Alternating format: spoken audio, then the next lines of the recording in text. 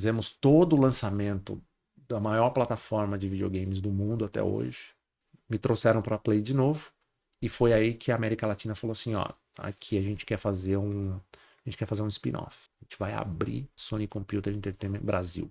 Esse cara que me desligou, ontem eu estava num call com ele, num vídeo call com ele. É um amigo meu, né? É um cara que a gente está fazendo negócios, inclusive. Olá, pessoal. Eu sou Alexandre Faustino, host do podcast Two Steps Ahead. Esse episódio faz parte de uma plataforma de comunicação desenvolvida para você.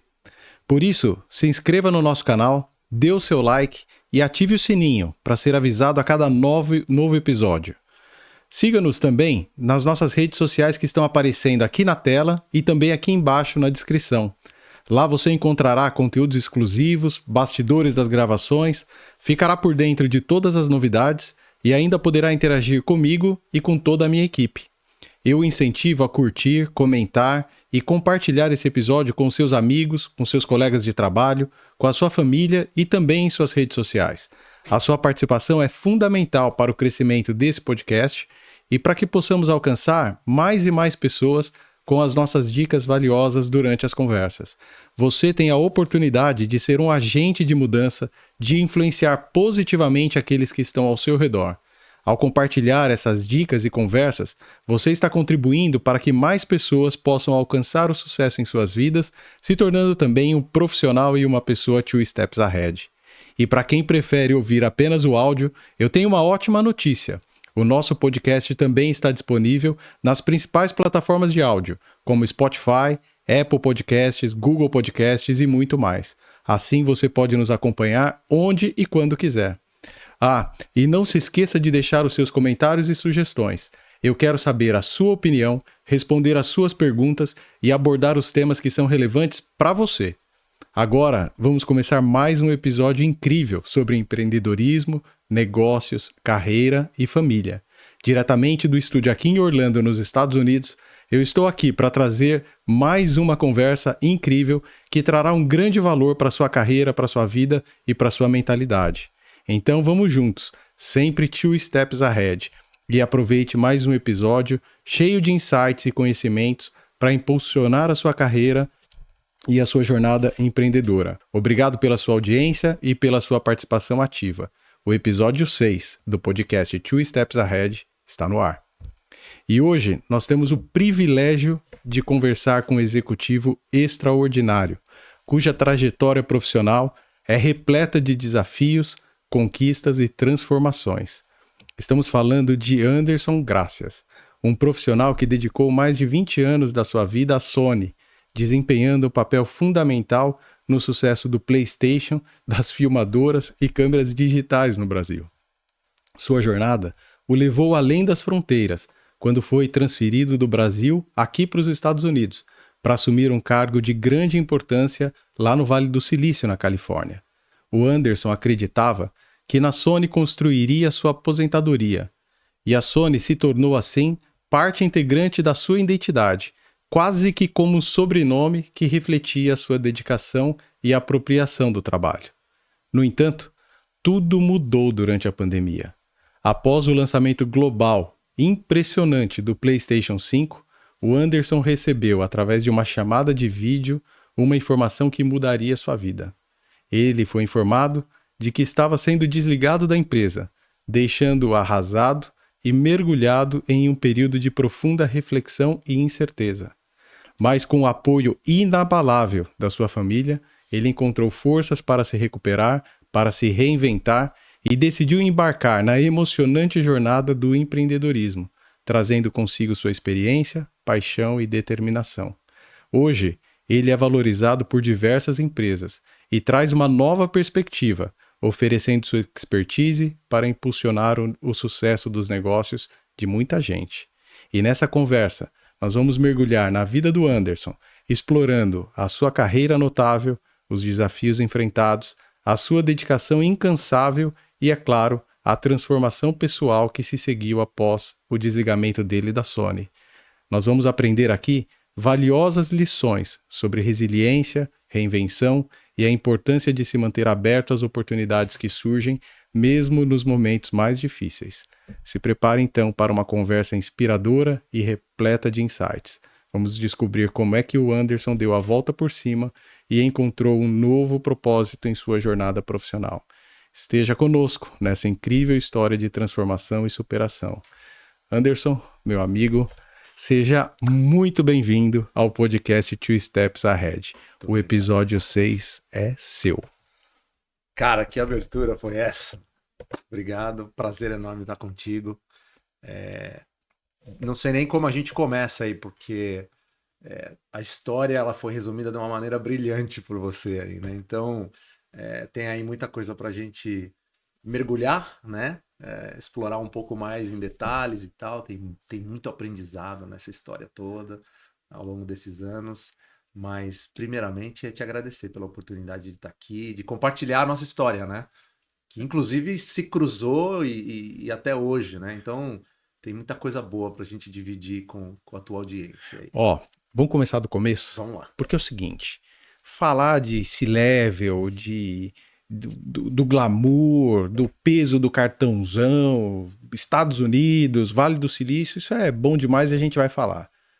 Mas como é que foi o começo? Vamos construir essa jornada inteira para que todo mundo que estiver te assistindo entenda como é que você chegou no topo da Sony, PlayStation, e assim, um ambiente muito encantador. Como é que foi o começo? Legal, tem uma história, enfim, longa, com vários momentos importantes, né?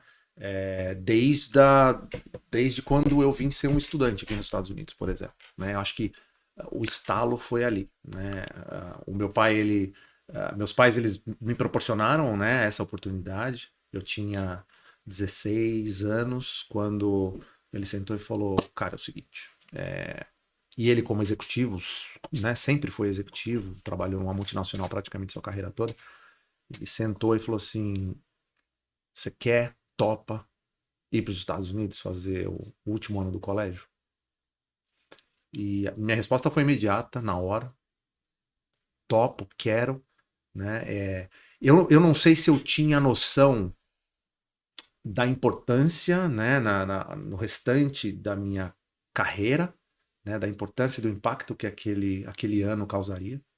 Ele sabia porque ele estava inserido num ambiente corporativo e ele olhava para a ferramenta da língua inglesa, né, e acho que ele vivia ali no meio, né, no seu meio e tal. Ele falava, pô, quem não tiver essa ferramenta, né, vai ter mais dificuldade no mercado de trabalho. Olhou para os filhos, né? Era a minha vez ali, né? E ele conseguiu proporcionar isso. Então eu parti para os Estados Unidos. Fui morar na Virgínia, numa cidadezinha chamada Hopewell. E ali eu fui o senior, né? Que é o último ano do high school aqui nos Estados Unidos. E quando eu cheguei, e eu fazia curso de inglês no Brasil e tal, aquela coisa, todo mundo acha que fala inglês, né? Fazia aula particular, E cheguei, cara, não entendi uma palavra. Eu não entendi uma palavra. E aí, assim, desde o processo de aprendizado, ele tem momentos diferentes, né? Um deles, e de amadurecimento, um deles, super importante, foi meu primeiro dia de aula. Fui para a escola, perdido, né? Totalmente diferente. Achando que sabia falar. Totalmente diferente. Não só a língua, mas a estrutura, a forma que high school é, né? O aluno muda de classe a cada aula e não o professor que vem na aula. Então você já está num ambiente novo. High school aqui normalmente é gigantesca, né? Então, perdido, não tem amigo nenhum ainda, né? E eu, na sala de aula, na primeira aula, eu não entendia absolutamente nada que o professor falava.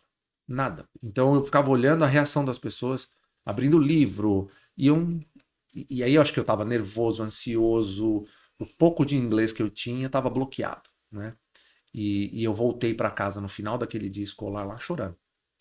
Pô, fui chorando para casa e tal, numa família que não era minha, não conhecia, né? Tava conhecendo, tava começando a interagir com eles e tal, que é até uma história legal que a gente vai falar aí com certeza, mas assim, um ambiente que proporcionou amadurecimento, que forçou amadurecimento, né? E aí eu passei aquele ano escolar Obviamente, né, voltei para o Brasil, porque nessa faixa etária, quanto mais novo, mais esponja a gente é, né? Agora, quando a gente está velho, é mais difícil aprender, Já né? era, amigo. Agora é complicado. Mas quando você é. Eu não era mais criança, mas foi mais fácil do que depois de velho, né? Então, eu voltei fluentíssimo e tive uma atuação na escola, né, enorme, assim. Jogava futebol no time da escola, a gente foi disputar estadual, tava no jornal todo final de semana, porque futebol americano, nosso futebol, o nosso futebol nos Estados Unidos naquela época era muito ruim, né? Então não é que eu jogava pra caramba, é porque a régua era muito baixa, né? E isso foi que ano? Isso foi em 91. 91. É, Pouco antes da Copa, que foi aqui, de 94. é. E aí? E aí eu, pô, marcava gol pra caramba nos campeonatos, nos jogos, então tava sempre no jornal. Graças marca 2, Graças marca 3, contra não sei quem, Graças marca. A gente tem jornal até hoje lá em casa e Que tal. legal. E aí tive essa atuação legal, fui de esportes, fui o fotógrafo do Yearbook. O Yearbook aqui é todo sênior, né? Tem o livro daquela classe daquele ano, né? E eu era o fotógrafo do Yearbook. Então eu estava em todos os eventos, né? Tudo que tinha da escola eu estava envolvido. Se enturmou geral. E aí eu fui, né, conhecendo a história da família que eu morei, né? Era uma cidade pequena e tal, mas eles eram muito conhecidos na cidade. Por conta dos negócios, ele tinha um auto center, então todo mundo ia, né, arrumar seus carros com ele. Ele tinha lavanderia, ele tinha casas de aluguel e tal. Então, assim, muito ativo na comunidade e tal. E isso ajudou, né? Então, ele estava sempre me levando nos lugares e tal. Então, assim, amadureci muito, voltei para o Brasil fluente, né? Já aquela coisa de, eu morei sem a minha família já, né? E, então, te dá um punch, né? Te dá uma vantagem competitiva também. Quando eu voltei, o inglês ele foi fundamental. Aí eu entrei naquela época na Brastemp, né? E em Rio Claro, eu saí do ABC Paulista, a gente morava em São Bernardo, né? Eu sou nascido em Santo André, depois morei em São Bernardo. De São Bernardo vim para os Estados Unidos e meus pais se mudaram para Rio Claro nessa época. Quando eu voltei, eu já voltei para Rio Claro. Então, né? Série de mudanças e tal.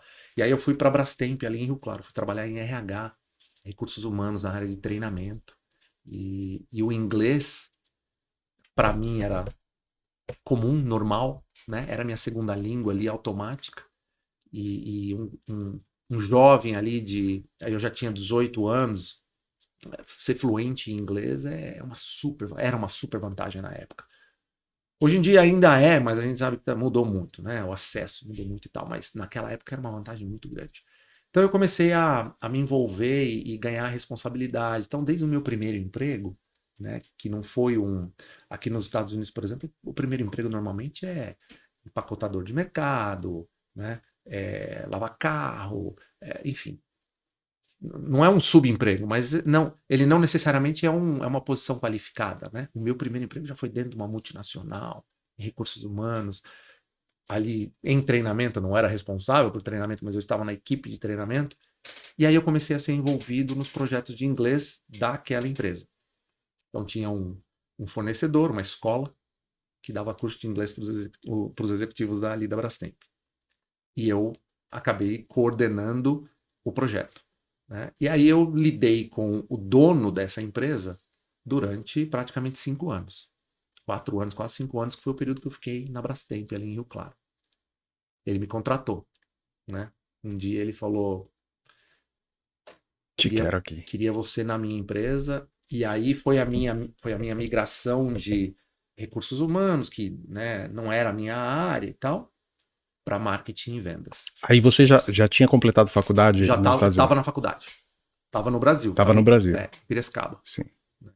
Então aí eu fui vendas e marketing e já tinha filho, né? A gente entra nisso mais para frente, mas fui pai muito cedo, né? E aí tive minha primeira experiência profissional, fui exposto ao mundo corporativo mesmo. A empresa se chama ainda Trend School, né? Hoje não é mais uma empresa de inglês, né, de curso de inglês, não é uma escola de inglês mais, eles evoluíram muito ao longo desses últimos quase 30 anos aí, né, uma empresa de educação executiva. E na época tinha essa pegada também, educação executiva em inglês, comunicação executiva em inglês, ou comunicação em inglês para executivos. Fazia programas de imersão, o fundador, o CEO, Oswaldo, é um cara super visionário, ele tinha e-learning naquela época, educação à distância naquela época, né? E que tem muita gente batendo cabeça em educação à distância hoje em dia, né? Você imagina tantos anos atrás. Visionário. Super visionário. E aí eu fui exposto, ele me expôs a um mundo corporativo de altíssimo nível, né? Super jovem, eu lidava com C-levels o tempo todo. Até que um outro cliente, então a relação aconteceu, a história se repetiu, né? Eu fiquei 5 anos na Trend School e eu atendia várias contas, e uma das contas que eu atendia era da Indústrias Miller de bebidas, a 51 lá em Pirassununga. E o head de RH, né, eu lidava com ele o tempo todo, e ele saiu da Pirassununga e foi para a Sony, foi ser RH na Sony Eletrônicos. E aí um dia sentado com ele, tomando um chopp, ele falou, cara, tem um processo em marketing na área de produtos que eles estão tentando achar a pessoa faz um tempo. Você não quer participar? Eu falei, pô, quero participar. Colocou no processo e tal. E aí entrei e fui contratado, fui entrevistado lá pelo Uesui-san, na época, e gostou de mim. Ali eu entrei na Sony, ali começou a minha história na Sony, né? Dentro da área de produtos, né? Você até falou na abertura, câmera digital, filmador e tal. Foi aí que eu entrei, né? Entrei para matar a Mavica, Nossa, disquete. disquete, né? E lançar a primeira Cybershot lá no Brasil, Memory stick. que foi a Que P20, 1.2 megapixels, né? Nossa.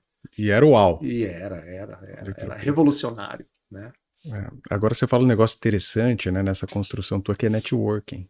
Na verdade, eu pensei duas coisas aqui. A primeira, que eu acho que é bem legal, você falou assim, ó, quando eu vim para os Estados Unidos, eu era jovem, último ano do ensino médio, eu não tinha noção da importância, mas o meu pai tinha. Então, o que me vem em mente é a orientação, né? Para ver como é importante a gente orientar, no caso do teu pai, óbvio, orientou o filho, mas a gente precisa orientar gente o tempo inteiro. Né? Então, para mim, essa foi a primeira marca. A segunda é networking, que hoje a gente fala o tempo inteiro de networking, mas a nossa construção, via de regra, ela está muito ligada, né, à fomentação de networking. Então, olha só, você voltou, Brastemp, 5 anos, networking com a escola de inglês, o Oswaldo te puxa, networking com o C-Level, tratando bem, de alguma forma, o Souza, né? Não sei exatamente o que você fazia para ele, mas a conexão estava ali. Né? E aí, olha que interessante, a gente fala hoje demais em trabalho remoto, híbrido, reunião virtual, etc. Tal. E talvez vai ficar, mas foi num chopp. Num bate-papo informal.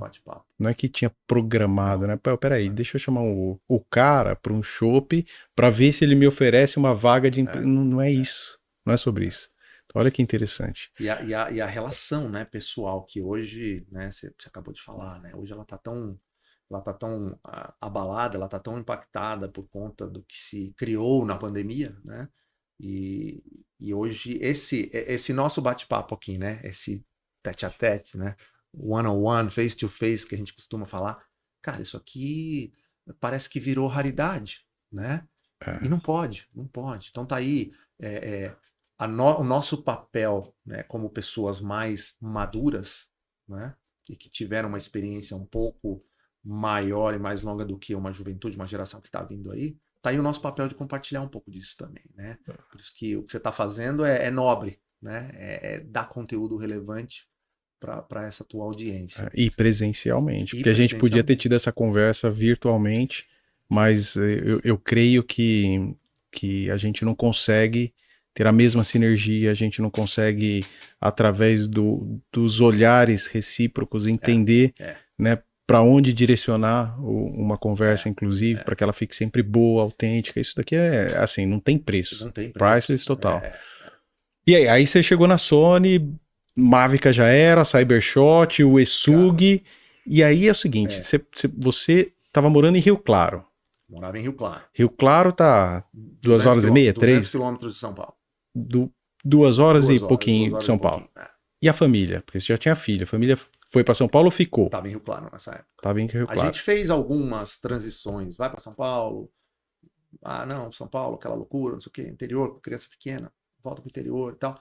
Nessa época que eu entrei, no começo, eles estavam no interior, né? Minha esposa estava no interior, com o nosso primeiro filho, e eu fazia bate e volta. Teve uma época que a gente fazia. Meu pai tinha um apartamento em Vinhedo, que era meio do caminho ali, né? E meu pai estava em São Paulo também, numa época, e aí a gente meio que se encontrava no meio do caminho, e eu ficava em Vinhedo durante algumas noites. Enfim, tiveram vários momentos, mas o comecinho foi assim. Eles em Rio Claro, eu em São Paulo, sexta-feira voltava. E aí, próximo passo na Sony foi qual? Próximo passo na Sony foi vendas, né? Eu fiquei em produto alguns anos ali, eu fiz câmera digital, daí eu fiz áudio, né? Depois eu fui convidado para ir para vendas, né? Fui convidado para ser regional de vendas e Sul. Não São Paulo. Não São Paulo. Sul. Esse convite, olha que interessante. Esse convite foi feito no Japão, numa viagem para o Japão. A turminha de produto ali ia muito para o Japão. Né? Eu não sei, eu fiz algumas viagens para o Japão, né, ao longo da minha história lá. E no Japão, numa final de um dia, a gente voltando para o hotel, o diretor de vendas na época era o Eduardo Mello, né? E ele falou, meu, vamos tomar um chopinho. De novo chopp. Tomar um chopinho. E foi, cara. Tomar um chopinho aqui na entrada do hotel ali, eu lembro até hoje, tem acho que era um TGIF lá, né, aquela rede americana e tal. Vamos tomar um chopp ali, bater um papo com você. Aí, pô, vamos, só nós dois e tal, vi que, né, vamos lá, sentamos e tal. Aí ele falou, e aí, meu, tá na hora de vir pra vendas, não? Aí eu, então, né? Estamos abertos. Estamos abertos, né? E aí ele me fez o convite oficial ali. Falou, cara, o que eu tenho para você é uma posição gerente regional de vendas no Sul. No Sul são os 3 estados, morando no Sul. Pô, e eu assim, eu adoro uma mudança. Sempre gostei. Sempre gostei de uma mudança. Sempre fui aberto à mudança. Tal, né? Quando ele falou isso, eu falei, cara, fechado. Fechadíssimo. Resolveu na hora. Você não quer conversar com a tua esposa e tal? Eu falei, meu, ela vai topar. Ela vai topar. A gente já, né, a gente já se conhece muito. Aquela relação ali, nossa, a gente sabe o que um gosta, o que o outro não gosta, o que um topa, o que o outro não topa. E eu sei que o apoio sempre foi incondicional. Então, na minha cabeça era assim, ela sabe que é importante para minha carreira e, consequentemente, é importante para nossa família. Bora, topei na hora. Não é aquela coisa de vamos voltar, eu converso em casa, a gente, né, não perguntei números, não quis saber de salário, não quis saber de absolutamente nada. Top, tô fechado. E ali começou a minha história em vendas. Tem uma pergunta. Vai lá. Por qual razão você acha que ele te convidou para ir para lá? Eu tinha uma boa pergunta, cara, porque mais uma vez dá a oportunidade de a gente compartilhar algumas coisas, né, com talvez alguém que esteja nos vendo e ouvindo e que esteja num momento de carreira similar, né? Ou querendo uma transição. Quando eu era produto, eu era o cara ali de produto, eu gostava de estar no varejo, né? Eu gostava muito do varejo. Então eu estava com a equipe de vendas com muita frequência. Eu ia na reunião junto com o gestor de vendas ou o regional de vendas, eu ia junto, sentava no varejo, participava das reuniões, ajudava em negociação, né, de implementação de line-up e tal. E eu acho que isso foi chamando a atenção, né? Pô, esse cara é um cara que já passou uns anos em marketing, tem uma experiência em produto e tal, e ele sempre, né, demonstra interesse, porque está sempre lá, e uma certa habilidade, uma certa facilidade de lidar com a área comercial, né? Eu acho que foi isso. E daí vem essa mensagem, né? A gente não ficava estagnado ali no nosso mundo, né? A gente não acomodava, né? Eu vejo, cara, infelizmente eu vejo hoje uma geração mais acomodada, né? Não, se eu tô aqui, esse é o meu papel, né? Tá aqui, ó. Meu job description é esse aqui, ó. Eu vou fazer isso aqui, terminou, deu 5:30, cai a caneta, embora. Cara, a gente nunca foi assim, né? Eu talvez tenha aprendido isso em casa, né? Porque sempre via, minha referência era o meu pai executivo ralando, trabalhando que nem um maluco, né? E eu não tinha essa coisa, eu trabalhava até muito tarde, minha esposa Erika sabe, assim, cara, ia embora para casa às vezes até madrugada, às vezes, né? E na Sony era muito comum isso, inclusive, né? Era muito comum naquela época. Talvez um pouco da cultura dos japoneses, e que eles são trabalhadores mesmo, né? Eles têm essa característica. E ali a gente, cara, ficava horas. Né, eu tenho uma lista de nomes aí que se eu falar, você vai lembrar de todos, e que ficavam ali. A gente passava horas dentro daquele prédio, daquele escritório e tal. E, né, eu acho que isso chamou a atenção, né, do head de vendas na época. Falou, pô, esse cara tem perfil. Você ia para reuniões boas ou você ia para reuniões que tinha que resolver problema, hein? Eu ia para reuniões e não tinha essa coisa de só vou quando vai ser bom, né? Eu tenho certeza que eu ensinei e aprendi muito nesses anos aí, né? E trocando com a equipe de vendas e tal. Quando eu fui para vendas, é legal porque daí a minha relação com o marketing era fantástica, porque eu vim dali. Sabia tudo. Eu vim dali, né? Então eu sabia o que pedir, como pedir, para quem pedir, né? Meu, preciso disso, preciso da tua ajuda. E o que eu fazia, eu trazia marketing para vendas. Assim como eu fiz essa história, eu trazia marketing para vendas. Não, vem. Eu lembro que eu levava, a galera de marketing estava sempre na minha região. Sempre lá na minha regional. Visitando cliente, passando 2, 3 dias lá, fazendo, né, aquela, vamos para cá, vamos para lá, Paraná, ou vamos, né, ou Santa Catarina, ou no Rio Grande do Sul, enfim, eu levava a galera de produto para lá. Então, isso me ajudou muito, me ensinou muito, né, e eu ensinei muito também para a turminha que estava vindo, né.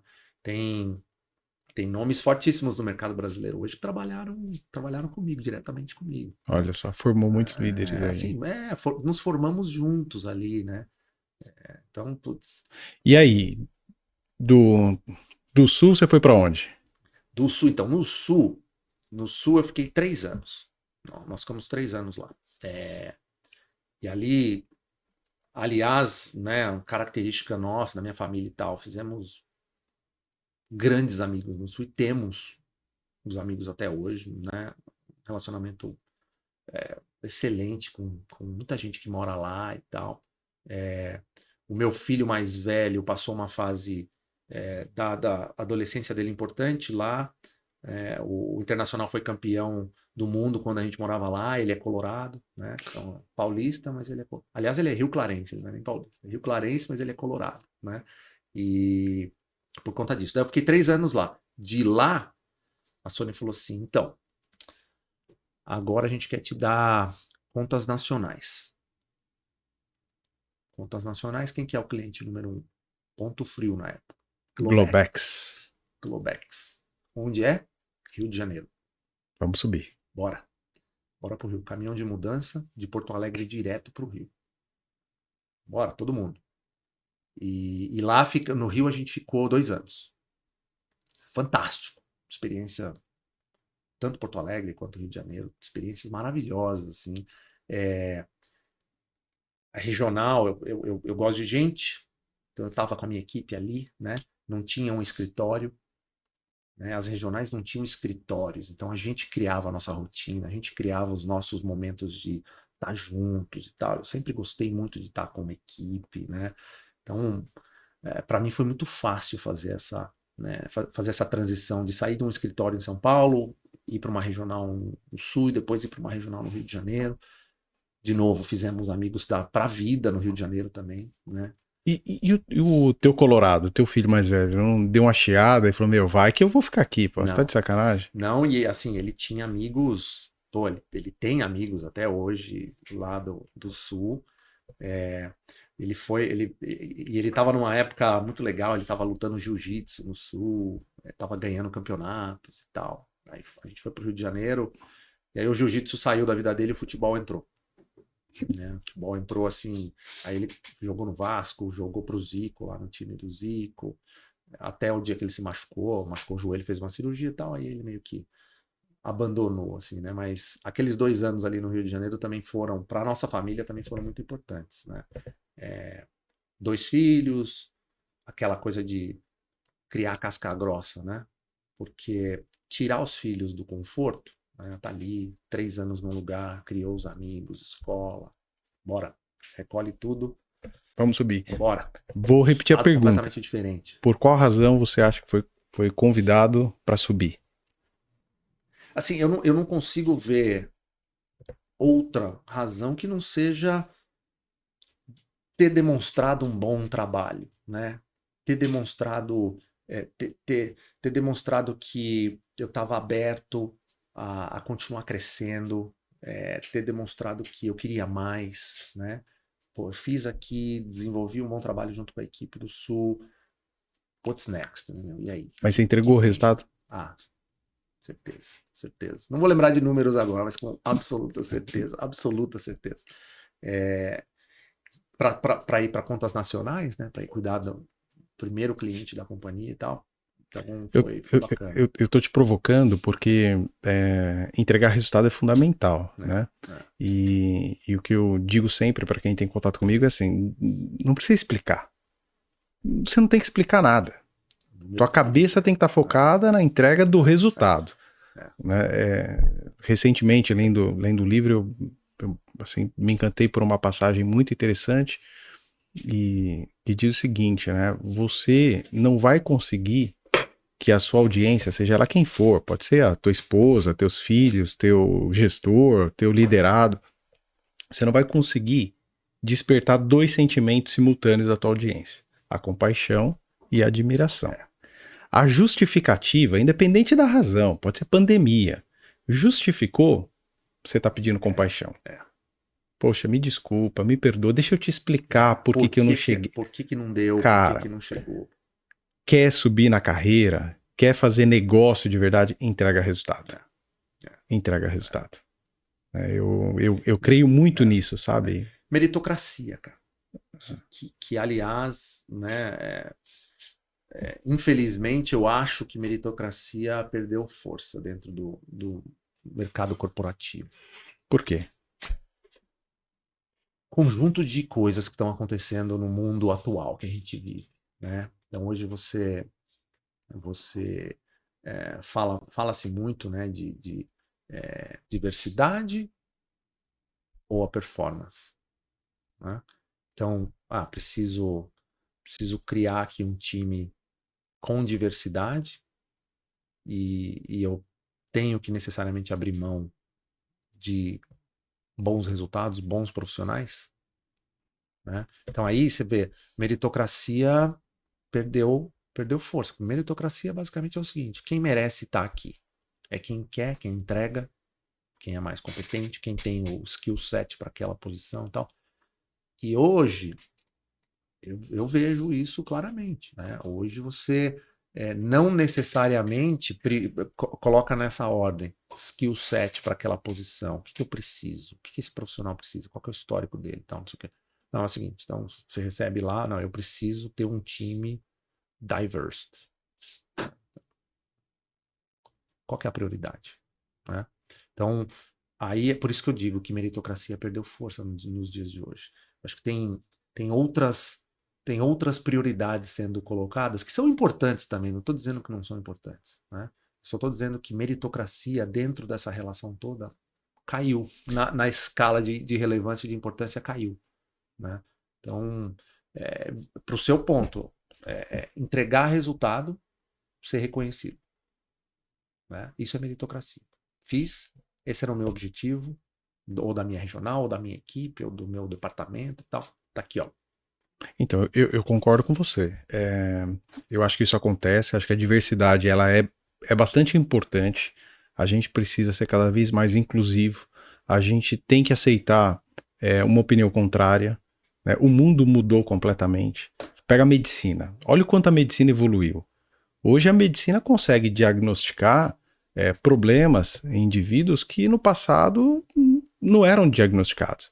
Então, a pessoa nascia com, sei lá, um transtorno qualquer e passava a vida inteira, muitas vezes, sendo oprimido, sendo deixado de lado, sofrendo bullying e nem sabia a causa. Né? Hoje a gente sabe. Né? Então, se a gente não tiver uma política de diversidade, a gente acaba partindo muitas vezes para exclusão. Não. Então, eu creio que faz parte.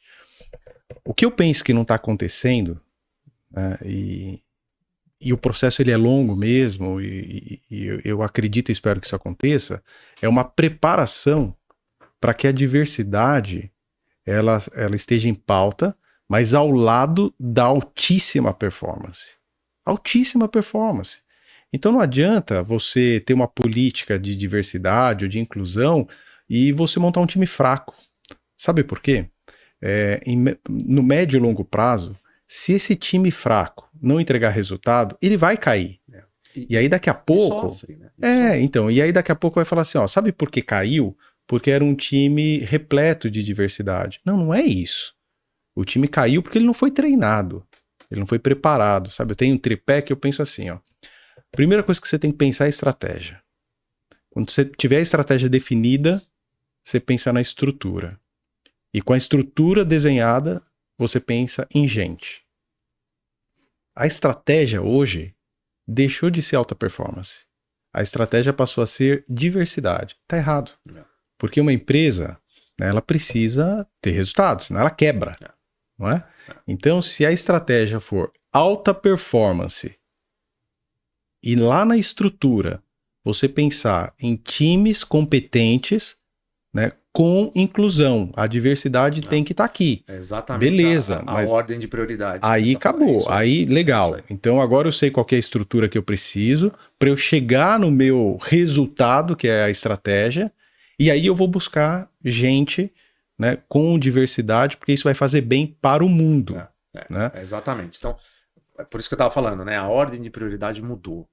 E você matou a Mas não é charada. sustentável. Quando você coloca diversidade lá em cima como critério para a formação de equipes. Mas aí você inverteu. Tá errado, aí você inverteu. Tá aí muito provavelmente quem está fazendo essa inversão não está olhando para business, não está olhando para resultado. E o impacto que vai ter naquelas pessoas.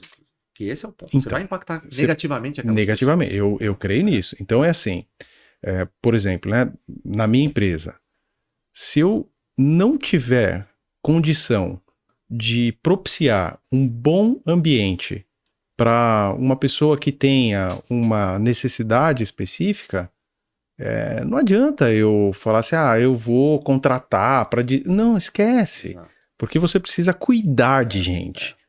E cuidar, assim, você tem que entregar uma estrutura para que a pessoa possa trilhar o mesmo caminho. Exato. Você quer ver um negócio legal? Daqui a alguns podcasts, daqui a alguns episódios, a gente vai gravar aqui no podcast com o diretor operacional da Figueira de Rubaiá, que é um dos principais restaurantes de São Paulo, tal, não sei o quê. E o Figueira, ele tem programas sociais interessantíssimos, mas ele treina. Então, se você for no sábado comer uma feijoada lá no Figueira e pedir um café, e for olhar quem vai tirar o café, sempre pessoas que estão lá aprendendo a trabalhar de programas sociais que o Figueira desenvolve. Legal. Mas ele treina, ele não anuncia que tem, ele treina. E aí você vai tomar o café, você vai gostar do café, o café vai vir impecável, e aí por trás do café você tem um programa social que está sendo desenvolvido. Isso sim faz sentido. Isso faz muito sentido. Isso faz todo sentido. Agora, vamos combinar que assim, a gente teve 3 anos de pandemia que embaralhou o mundo.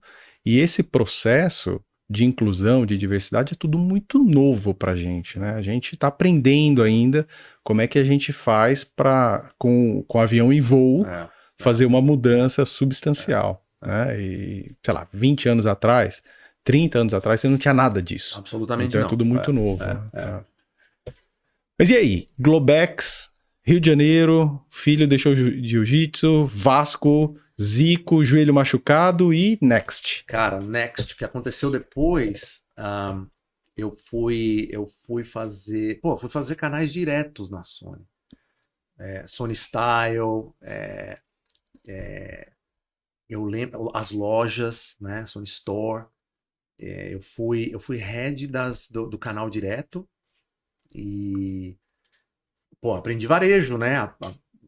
Bacana pra caramba. Então, olha só que legal. Aí de volta em São Paulo. Aí de volta em São Paulo. Então fiz. Posso fazer uma pausa? Deve. Faça uma inclusão aqui se você entender que é devido. Quando você chegou na Sony, se ocupou a cadeira de gerente de produto para trabalhar com filmadora e máquina digital. No lugar de quem? Ricardo Junqueira. Ricardo Junqueira. E quem implementou venda direto na Sony? Ricardo Junqueira. Pô, você perseguindo o cara? Como é que funciona? Ricardo Junqueira, que é um amigo nosso em comum, né? Ricardo Junqueira foi meu chefe por muitos anos, né? Eu reportei direto para ele, mas antes de reportar direto para ele, eu segui os passos dele dentro da Sony. Muito legal, porque eu fui contratado porque ele foi promovido. A minha entrada na Sony se deu porque ele foi promovido. Se ele não tivesse sido promovido, aquela vaga não existiria. Outra coisa importante aqui para frisar, para marcar, olha só. Se o outro não evolui, não tem espaço para quem tá vindo. Né? Não tem espaço para quem tá vindo. Por isso que a meritocracia, a evolução, o crescimento é importante. Né? E aí? Né? E aí, quando eu fui para negócios diretos, foi porque o Junqueira foi promovido de novo, né? Quando ele virou diretor de vendas. Né? E ali eu fiquei, não me lembro exatamente quanto tempo, mas eu devo ter ficado ali uns 3 anos nessa cadeira de negócios diretos, abrindo, fechando loja, evoluindo com a equipe, a parte de e-commerce, né?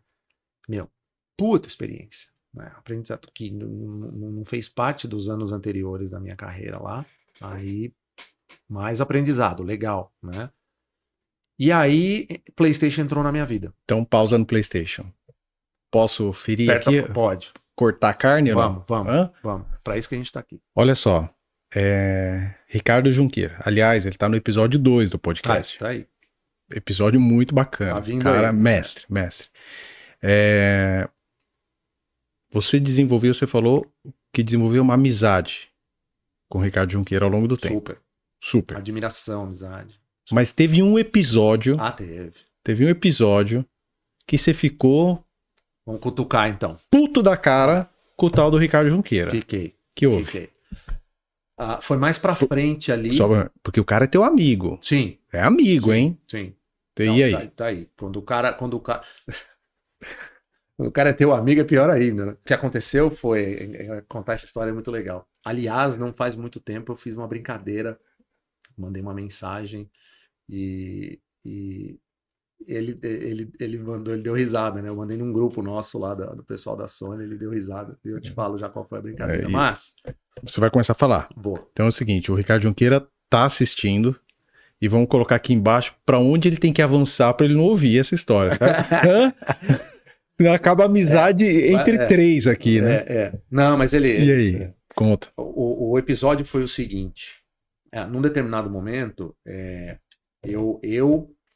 nós éramos 2 gerentes gerais de venda, né, embaixo dele. Né, e ele era o diretor de vendas.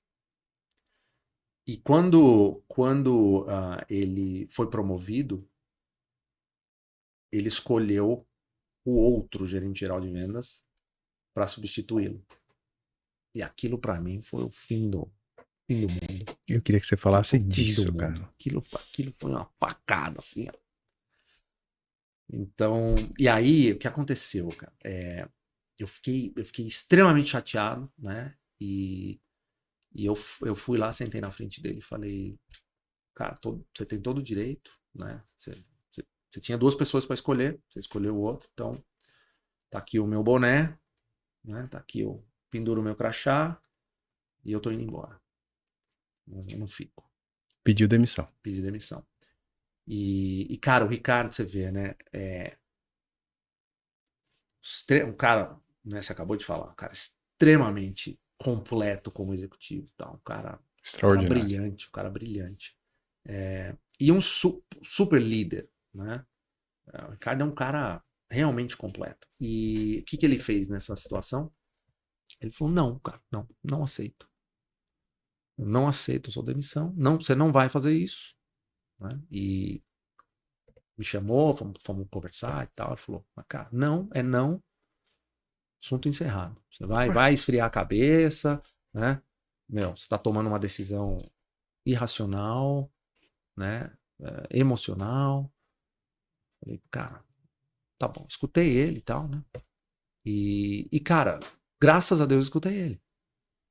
Porque ele ter falado não aceito, você não vai sair, essa tua decisão tá errada, né? Porque ele estava enxergando, talvez com uma visão muito maior, mais ampla, né? Do que a minha ali.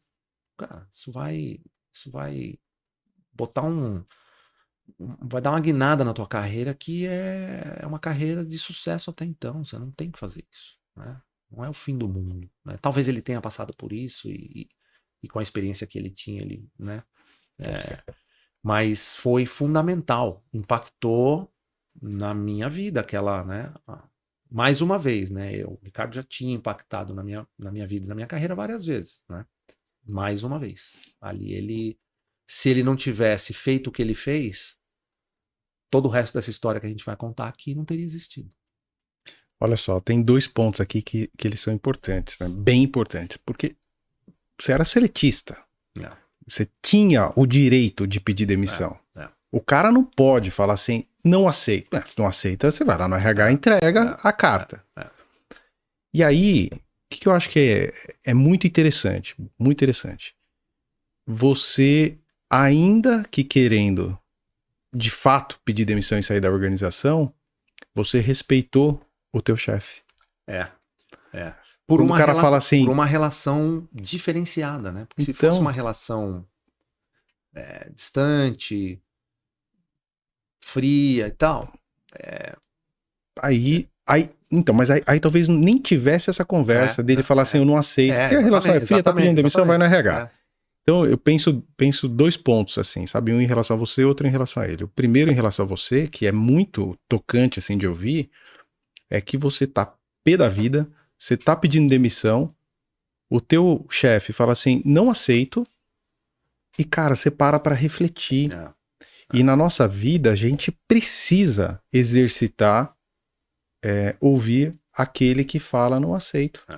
Porque senão, cara, você vai arranjar briga com todo mundo e você vai perder oportunidades como a que você teve logo em seguida. E do lado do Ricardo, tem um negócio muito, muito louco, que é a preocupação com pessoas. Porque é o seguinte, o cara podia falar pra você simplesmente assim, ó, meu amigo, eu tenho a caneta, eu escolhi e acabou. Espera a tua próxima vez. Ou vai embora. Tchau.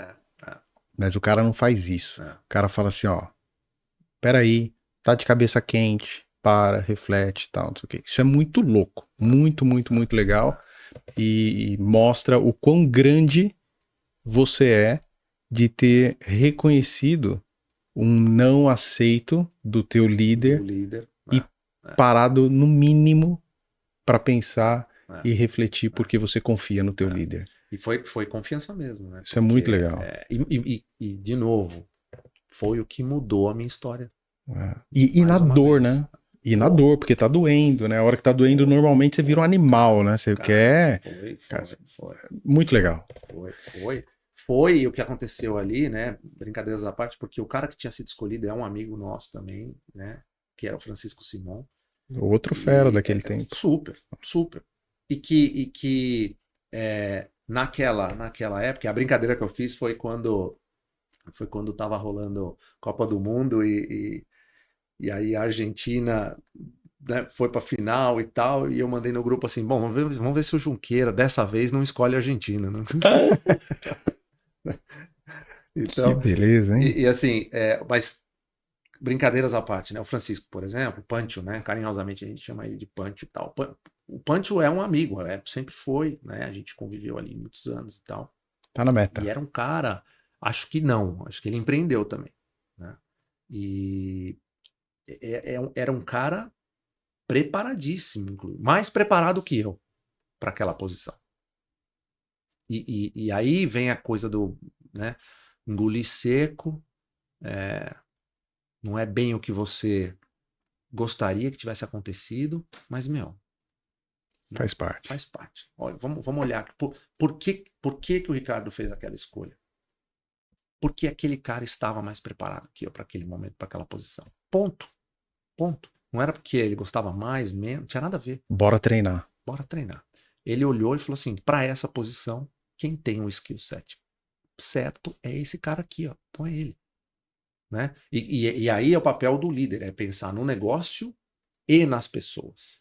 Né? Pensou no negócio, o que é melhor para o negócio? Essa é a escolha. Quando eu fui lá e falei, então, meu, valeu, tchau, pensou nas pessoas e falou, não, vem cá, não é isso. Você não pode fazer isso. Não tem essa necessidade. Calma, esfria a cabeça. Você vai entender o processo. Faz parte. Né? E pra ele também foi uma decisão difícil, porque ele tá mexendo com um amigo. Com Ou com certeza, dois, com, não cer- sei, mas com pelo dois, menos com com um dois, ele tava. com certeza, com dois amigos. E aí você ficou pé da vida e foi jogar videogame. Então, cara, e aí? Né? Você vê o impacto que ele fez, né? Ele foi lá e virou a Chega, chavinha. agora Né? eu quero PS aqui, bota aí. Agora, essa história toda, cara, de PlayStation foi muito legal, porque PlayStation dentro da Sony Eletrônicos era uma categoria no começo, né? Foi uma categoria. Porque você vai falar assim, pô, mas como é que você foi parar em PlayStation? São empresas diferentes. Né? Nós começamos com o PlayStation lá como uma categoria. Então, toda a equipe de vendas tinha lá as Bravias para vender, né? Os Explodes, né? Os áudios, os homes, e assim Cybershot. vai, Cybershot e tal, Handicam. E aí tinha lá os jogos, meia dúzia de console e trocentos mil jogos que tinha que vender que era para dar lucro, né? Os caras olhavam e falavam assim, gestor de venda, eu sei, pô, eu tava em vendas, aí eu vim e fui ser líder da categoria PlayStation. Depois desse episódio de vendas aí, né? Então, tipo, o Ricardo já estava enxergando isso aí acontecer, né? Fui ser líder da categoria de PlayStation dentro da Sony Eletrônicos. Quando a gente fazia as metas lá para vendas, o cara olhava e falava assim, bom, a minha meta é em amount, né? Eu preciso fazer X mil ou X milhões de reais em vendas. 1000 Bravias ou ter que convencer os caras a comprarem 50 mil jogos de PlayStation, tá? Para bater o mesmo valor. Bravia. Fácil, bora. Cara, isso foi me deixando louco, porque PlayStation foi, né? Não batia a meta, cara. Não batia a meta, não batia a meta.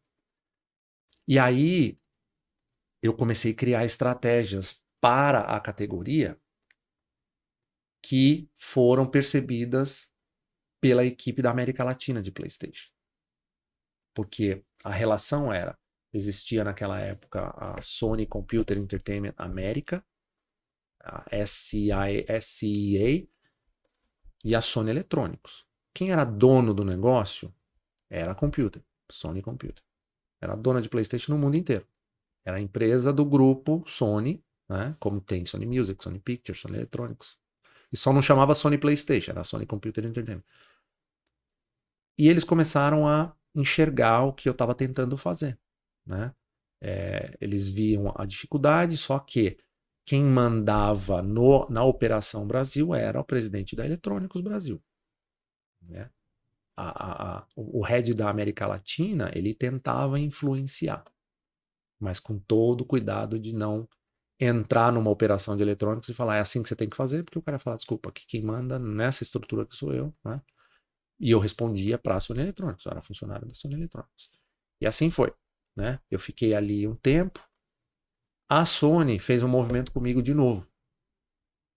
Me levou para uma outra área, me tirou de PlayStation, me levou para uma outra área e colocou uma outra pessoa em PlayStation, que durou ali, sei lá, 1 ano, 2 anos, talvez, até o momento que me trouxeram para Play de novo, e foi aí que a América Latina falou assim, ó, aqui a gente quer fazer um spin-off. A gente vai abrir a Sony Computer Entertainment Brasil. Pô, show, né? Que legal. A gente quer que você faça isso. Vamos entender esse processo, porque eu era funcionário da Eletrônicos há, né, 10 anos, sei lá. Tá, então você vai ter que se desligar da Sony Eletrônicos, vai ter que abrir a Sony Computer no Brasil, você vai ser representante legal da empresa, você vai assinar pela empresa, você vai alugar o escritório, você vai contratar todo mundo, você vai escrever cada contrato de prestadores de serviços, vai fazer tudo. Patrão. Do zero. O que era assustador, mas era, desafio que qualquer profissional quer. Qualquer um quer isso. Né? A oportunidade de criar algo do zero. E de um produto extremamente especial. E de uma marca extremamente especial, que é a PlayStation. Né? Então aí o que eu fiz? Tá bom, então vamos fazer isso. E foi mais um processo doloroso e de aprendizagem. Porque ir lá e falar para o presidente da Sony Eletrônicos, eu vou fazer isso. Eu vou sair e vou fazer o spin-off e tal. Foi ruptura, não foi um processo tranquilo. O executivo, o presidente naquela época da Eletrônicos, me falou abertamente, assim, você está traindo a gente. Traição que você está fazendo. Então, faz o que você quiser. Apoio nosso você não vai ter.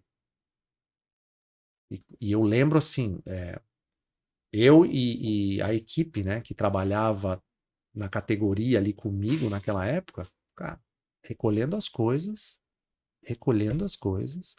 e saindo do escritório. Você teve medo de dar errado? Não. Eu acho que eu estava muito empolgado com o projeto. Eu não tive em momento algum.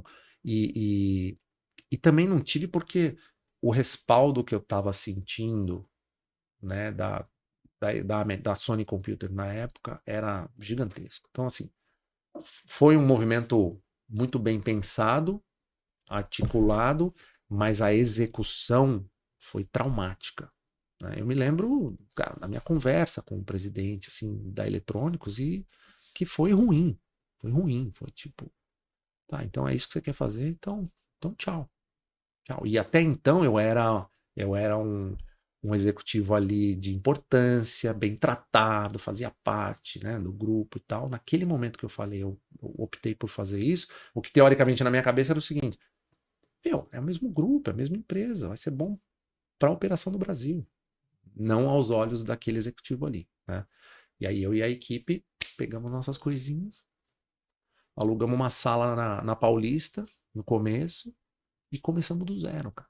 E assim, pessoas que foram comigo e que algumas ficaram comigo até o último dia que eu tava na Sony, que eu fui desligado, pessoas que ficaram comigo. E todos que foram são amigos até hoje. Né? Pessoas que fazem parte da minha vida, então, né, que moram aqui fora também, gente que eu sou padrinho de casamento, tipo a Alessandra Luizello, né? Sou padrinho de casamento dela, trabalhou comigo em PlayStation. Pedro Caramuru, que é amigo meu, a pessoa tá sempre em casa com a família e tal, gente, né? São relações que, né, são criadas ao longo de muitos anos. E aí você olha para a Operação Brasil hoje, tal, de Play, são todos amigos meus, todos, né? A não ser os que chegaram agora e tal, que eu não conheço, mas a turminha que tá ali, né, é uma galera que a gente fez juntos aquele negócio ali do chão, cara. E como é que foi a mudança para cá, para os Estados Unidos? Então, a mudança para cá foi de novo. Eu vou trazer a palavra meritocracia de novo, cara, porque o que aconteceu? Aliás, aconteceu primeiro com o Pedro, inclusive, né? O Pedro, meritocracia. O Pedro estava entregando um super trabalho como marketing de PlayStation no Brasil e foi convidado para vir para os Estados Unidos. O Pedro veio antes de mim, né? E depois surgiu a oportunidade para mim. O que aconteceu? Fizemos a operação do zero, né? Eu e aquela turminha ali. Explodimos a operação. Cara, tava tudo redondinho e tal, acho que uns 3 anos depois. Agora a gente quer que você venha fazer a América Latina. E essa mudança para a América Latina tem um outro componente aí de relações, networking, que é importante eu falar. Enquanto eu estava como Head Brasil, é lógico que eu estava sempre interagindo com a América Latina. Eu reportava, né, para o executivo Head de América Latina. Foi o cara que falou, você vai fazer o spin-off e tal, legal. Então eu estava sempre. Como é que chamava esse cara? Mark Stanley. Mark. Mark Stanley e o Josh Lehman, né? Os dois chefes que eu tinha. O Mark era o VP e o Josh era o diretor Latam. Eu me reportava pro Josh e tinha essa relação muito boa com o Mark. Que, inclusive, eu falei com ele semana passada, né? Então, assim, essa minha interação ao longo de todos esses anos com a Califórnia ali e tal, eu fui criando relações. Pessoas que me conheciam. Quem é esse cara? É o cara que faz Brasil e tal. Eu fui conhecendo, né? Os executivos ali e tal. Isso não era muito grande, uma estrutura muito grande lá em São Mateus, na Califórnia. Um determinado dia, Mark Stanley sai, Josh sai, Latam, os 2 heads de Latam saem da empresa, aceitaram uma proposta em outro lugar. Eu recebo uma ligação e tal de uma secretária de um senior vice-presidente das Américas, Steve Derby. A secretária dele me ligou e falou: Steve queria que você viesse para cá, né, para conversar e tal. Vai fazer uma reunião aqui, não sei o que. Legal. Marcamos lá a viagem e tal, eu fui. Cheguei lá, eu me lembro de detalhes assim, da sala dele. Entrei no escritório dele, eu não conhecia o Steve. Não tinha essa relação com ele, ele era muito mais alto lá, né? Steve é um canadense que mora nos Estados Unidos há muitos anos.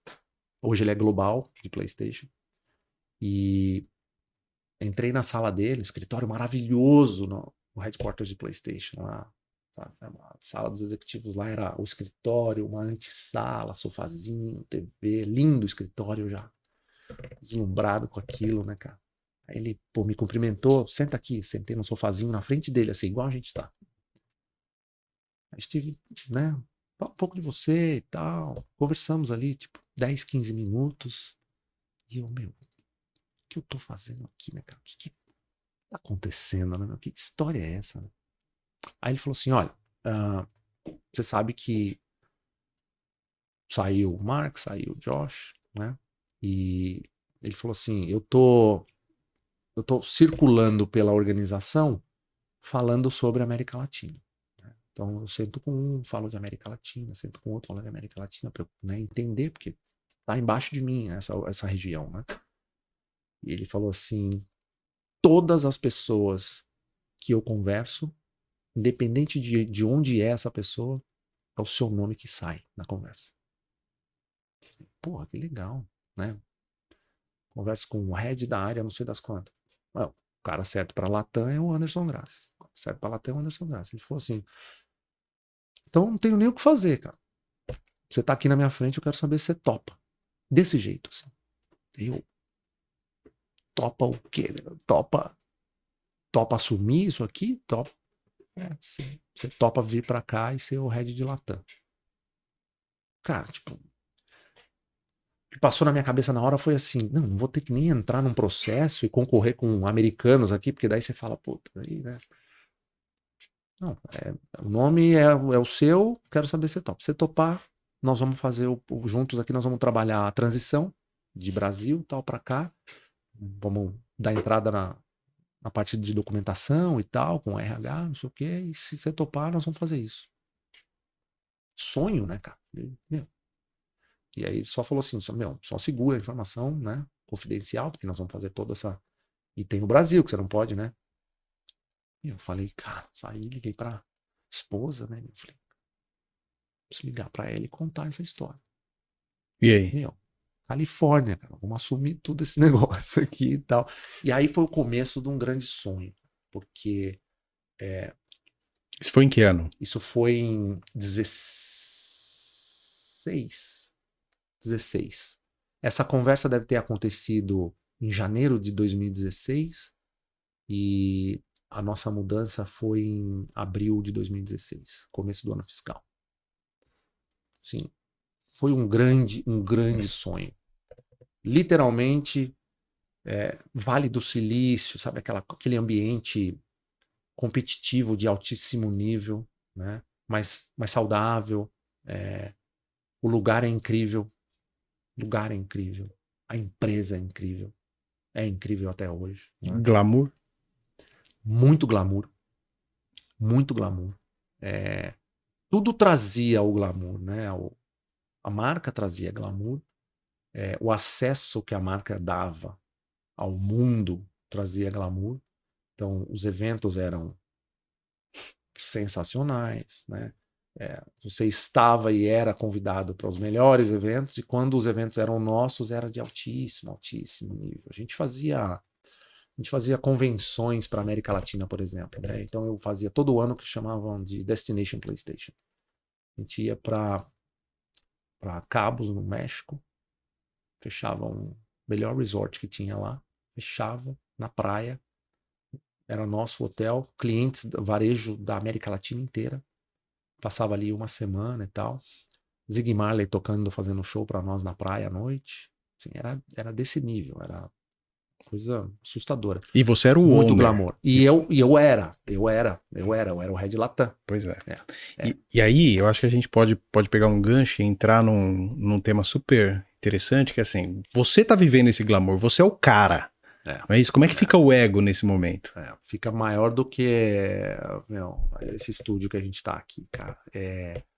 O que é ótimo a gente entrar nesse tema, porque talvez tenha sido uma das maiores lições que eu aprendi na minha história, na minha trajetória como executivo, porque o ego tomou conta, sabe? Ficou muito grande. Que carro você dirigia? Eu tive 2 Ferraris, eu tive McLaren, eu tive tudo que você imagina. Ou seja, tá na Não. crista da onda, tá no topo do Everest, é o cara, o imbatível.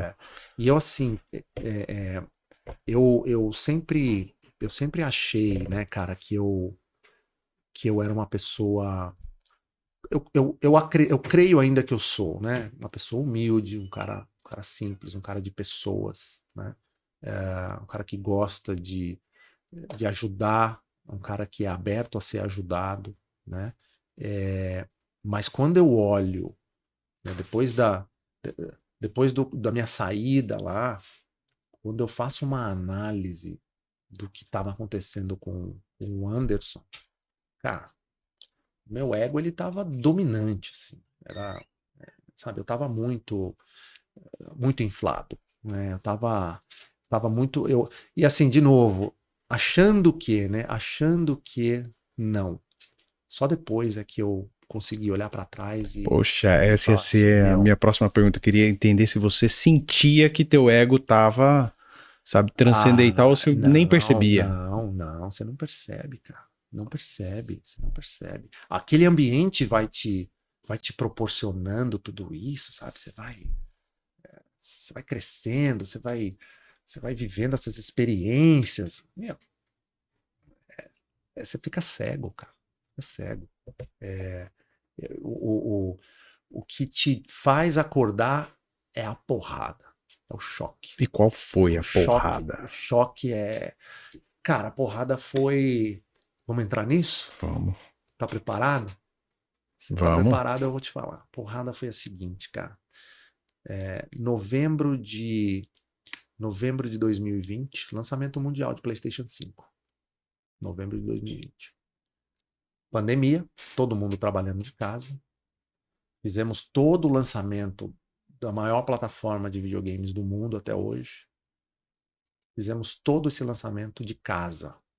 E eu, da Califórnia, sentado dentro de casa, com a minha equipe, na América Latina inteira, em todos os países, em casa, com os varejistas em casa e alguns até fechados. Tinha muito varejo fechado. Você pegava...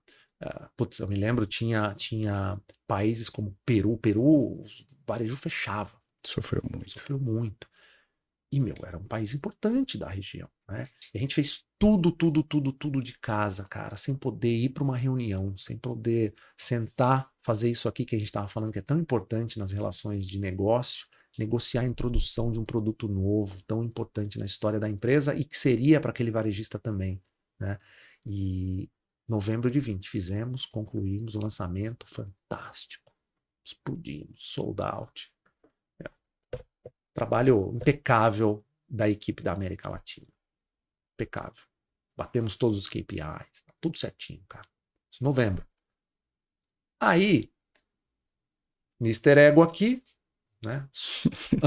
Aliás, né? Anderson Sony PlayStation era meu nome, né? Bom, lançamos, quase final de ano já. Califórnia, eu já aqui no que é o próximo Performance Review. Ferrari, Quando é que é McLaren, o próximo Vale do Silício. O próximo Performance Review é daqui uns meses.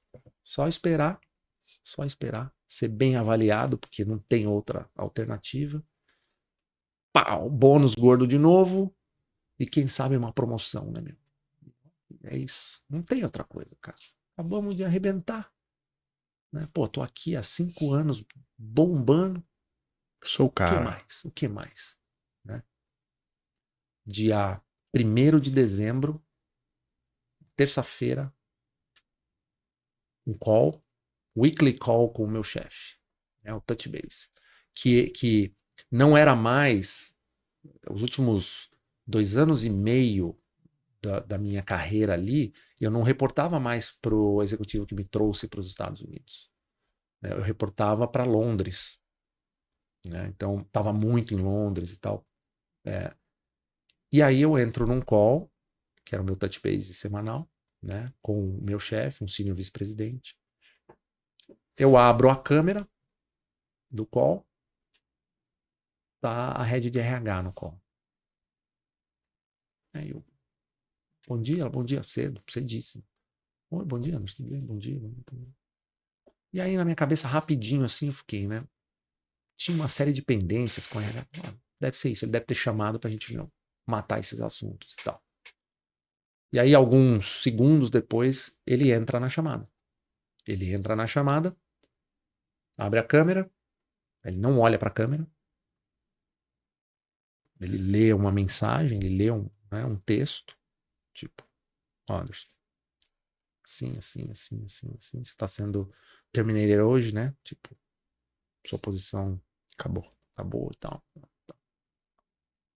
Meu, você fala, não, peraí. Caiu a ficha na hora, não? Não, assim, caiu uns, sei lá, 2 minutos depois, né? Tipo, não, peraí, só um pouquinho. Aí, o que aconteceu na sequência, cara, foi descontrole total de choro. Eu comecei a chorar, assim. No call? No call, desesperadamente chorar. Desse jeito, cara. E aí, assim, cara, engraçado, né? Porque esse cara que me desligou, ontem, eu estava num call com ele. Num vídeo call com ele. É um amigo meu. Né? É um cara que a gente tá fazendo negócios, inclusive. Isso é muito, é network de novo. Voltando, né? Mas, tipo, é isso, cara. É isso. Isso né? é muito louco. É isso. Ontem a gente estava num call. E aí, e amanhã nós temos outro, inclusive. Mas aí, cara, eu comecei a chorar. Mas você vai chorar amanhã, não? Não. Agora já não choro. Nem se ele não fizer negócio? Aí pode ser, dependendo do negócio. Aí, ele saiu do call, ele falou, eu lembro que a head de RH falou assim, Anderson, eu sei que, né, vamos fazer o seguinte, vamos conversar amanhã de novo, né, absorva, tenha calma, não sei o quê, se precisar de alguma coisa, me chama e tal. Aí ainda falou assim, ó, eu preciso falar, ele tentou Ele te defendeu muito nesse processo, ele tentou, ele queria tentar achar uma posição pra você e tal, não sei o quê. E, meu, tipo, e daí, né, cara? Só chorar. E aí ela falou, então absorva aí, né, o que aconteceu, tal, amanhã a gente se fala. E aí desligou, acabou o call. Acabou o call, era 9 da manhã, uma terça-feira. Que 3 dias depois eu completaria 20 anos de sonho. Aí eu fiquei olhando, falei, cara, não é possível que isso acabou de acontecer. Tipo, eu sentado lá dentro de casa, num escritório, assim, ó. Não é possível. Eu perdi tudo, perdi, né? Aí você começa, não, perdi tudo, tudo. Perdi meu sobrenome, perdi minha carreira, perdi meu status, perdi tudo, tudo. Aí a primeira coisa que eu fiz, eu liguei pra Érica, ela tava na rua, ela tava ajudando uma amiga que ia fazer o exame da habilitação, né, de carta nos Estados Unidos, lá na Califórnia. Liguei pra ela, ela atendeu, eu tava chorando, ela falou, meu, o que aconteceu? O que aconteceu? Eu falei, acabei de ser demitido.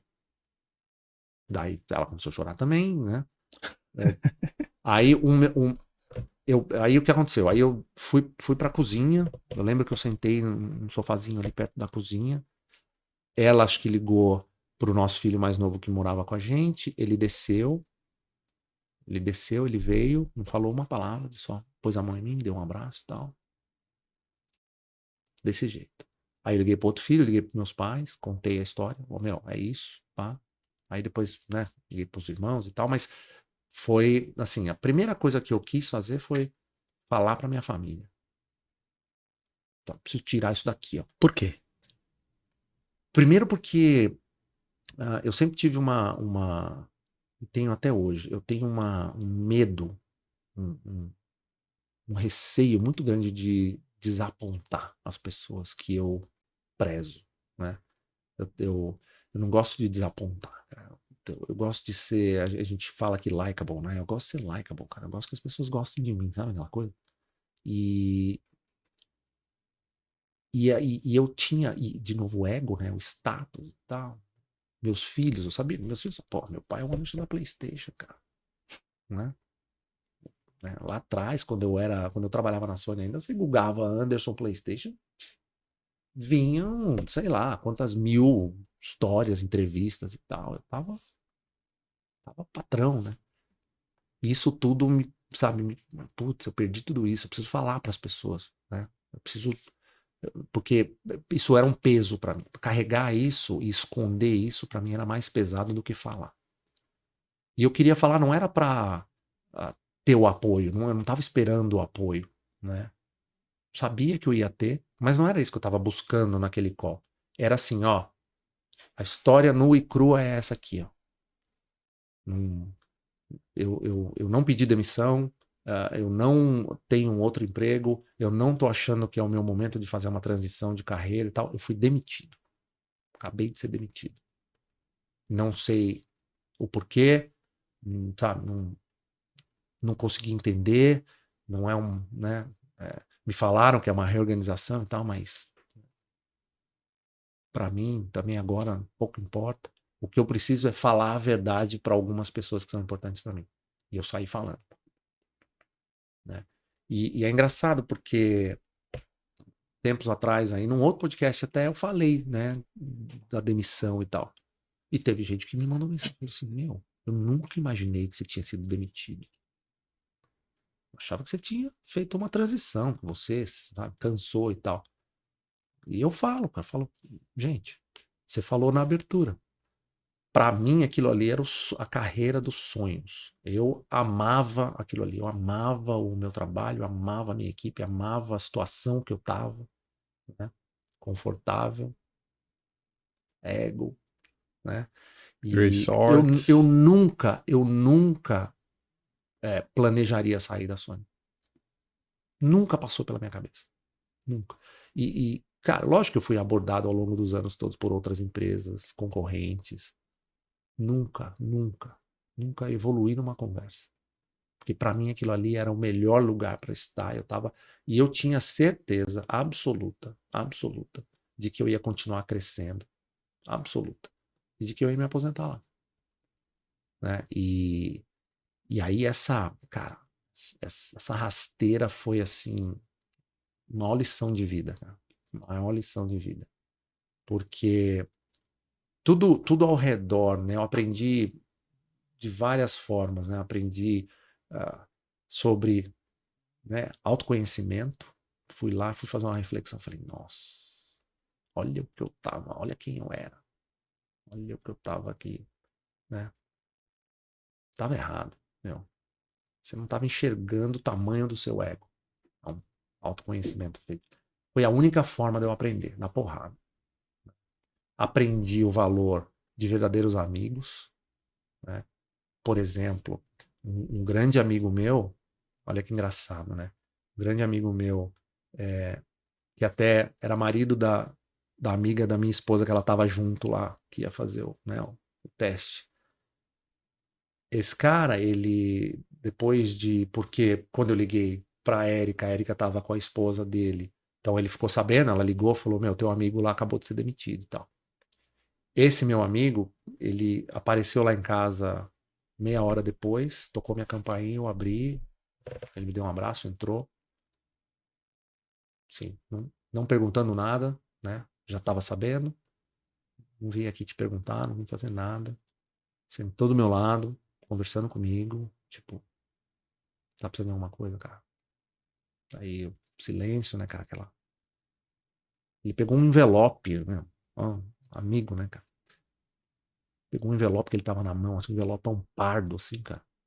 Ele falou, ó, ele abriu uma gaveta da minha mesa do escritório, colocou um envelope lá dentro, falou assim, eu não sei, eu não sei da sua situação, eu não sei o que aconteceu, eu não quero saber. Isso aqui, ó, deixa aí, se você precisar. Era dinheiro, cara. Deixa aí, ó, se você precisar e tal, cara. Tá aí, deixa aí. Né? Tipo, era um pacote de dinheiro, cara. O cara, amigo, foi lá, sabe? Ó, não quero saber, tá aqui, né?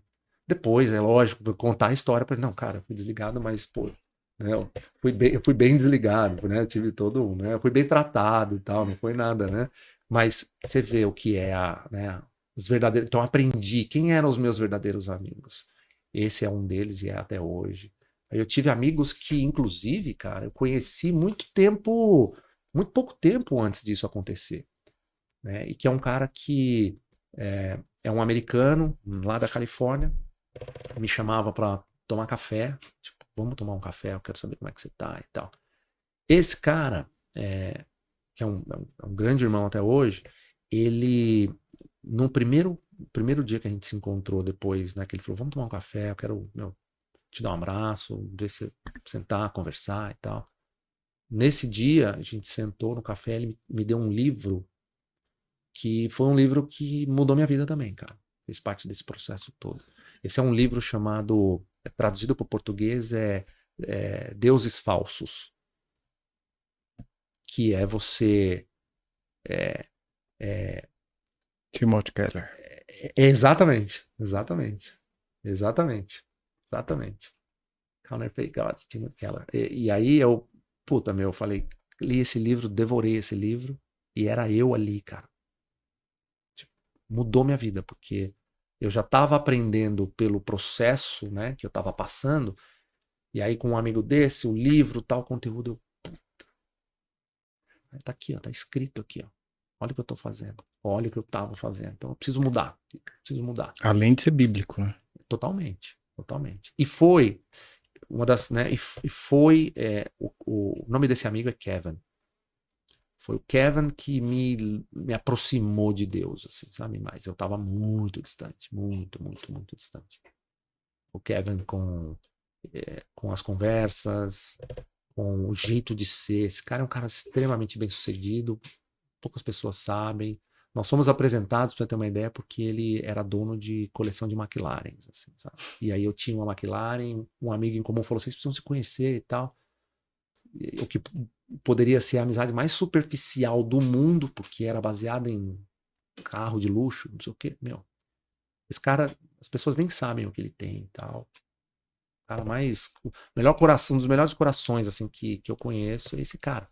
e que me ajudou a me salvar, cara, sabe, a me preparar para esse processo de transformação que aconteceu. E foi na porrada. Foi na porrada. Minha demissão foi o. E assim, durante esse processo do ego inflado, do eu sou o cara, eu mando no mundo, resorts, McLaren, Ferrari, luxo, glamour, não sei o que tal. Você foi alertado em algum momento que o ego tava transcendendo ou não? Se eu fui, eu não ouvi. Olha que Se eu louco. fui, eu não ouvi. E... Mas eu tenho certeza que eu fui. Tenho Mas não certeza, ouviu. tenho certeza. Pelos meus pais, pela minha esposa, pelos irmãos, tenho certeza. Certeza. Por amigos, certeza. Mas deve ter, né? Entrou por um lado, sai pelo outro. Porque o ego, se ele tomar conta, cara. E como é que você fez para se reerguer? Eu, assim, os pilares, para mim, são muito claros, né? É, Deus, família, amigos, foram os pilares, cara. E porque demorou pra eu me reencaixar, sabe? O que que eu vou fazer? O que que eu quero fazer? Eu tomei decisões rápidas, pessoais, né? Rápidas no sentido, a gente morava super bem e tal, uma casa gigante, não sei o quê, 4 motos na garagem, carro importado, carro de luxo, né? Carro nacional. E Ou aí, não, né? ou não, Ferrari, né? ou não. Aí eu tomei decisões assim, tipo, sentei com a Erika e falei, ó, nós precisamos.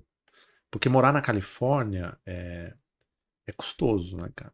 Califórnia ela vai engolindo, né? E quando você não está fazendo dinheiro de Califórnia, é melhor tomar Pesado. cuidado. É melhor tomar cuidado. E decisões rápidas são fundamentais. E eu fui muito rápido nisso.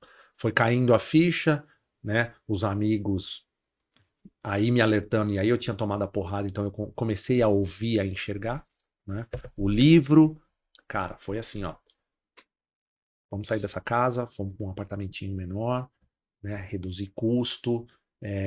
Aí começamos a pensar na mudança. Vende tudo, já vende carro, vende moto, vende tudo. Aí começa a pensar na mudança, vamos mudar, precisamos sair daqui. E as pessoas falavam assim: não, mas cara, calma, você vai se recolocar, né? Só que na minha cabeça, eu estava tão traumatizado com o que tinha acontecido que eu não queria me recolocar ainda, eu não queria. Eu falava, não, eu não quero entrar numa outra tech, não quero. Acabou de acontecer comigo um negócio aqui que vai acontecer de novo se eu entrar. Vou tomar outra porrada dessa. Você é o velho ditado que a gente fala, né? Você é só um número, cara.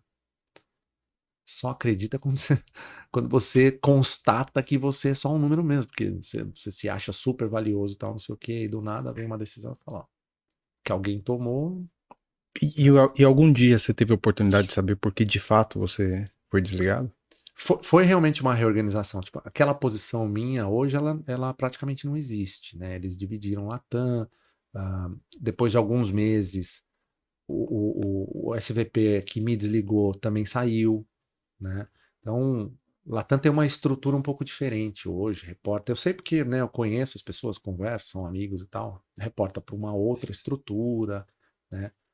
Reporta para um cara que era um par meu, na verdade, né? Então, assim, não teve uma substituição daquela posição. Não foi resultado? Nem, Não.